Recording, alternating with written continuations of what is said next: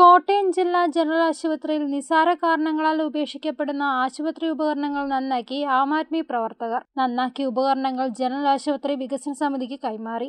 ഇതോടനുബന്ധിച്ച് നടന്ന യോഗം ആശുപത്രി സൂപ്രണ്ട് ഡോക്ടർ ശാന്തി ഉദ്ഘാടനം ചെയ്തു. 20ഓളം വീൽചെയറുകളും അനുബന്ധ ഉപകരണങ്ങളുമാണ് ജില്ലാ ജനറൽ ആശുപത്രിയിൽ നശിപ്പിച്ചു കളയാനായി കൂട്ടിയിരുന്നത്.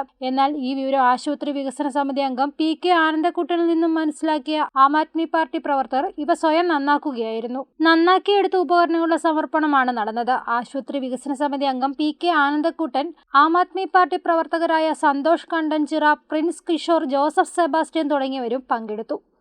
നമ്മുടെ ജനറൽ ആശുപത്രിയിൽ ഏതാണ്ട് 20-25ഓളം വീൽ ചെയറുകളും ബെഡുകളും ഉപയോഗിക്കാൻ കഴിയാത്ത തരത്തിലേക്ക് അത് മാറ്റപ്പെട്ടിരിക്കുകയായിരുന്നു. ഏതാണ്ട് 1.5 വർഷക്കാലമായിട്ട് ഇതിവിടെ കിടക്കുകയായിരുന്നു.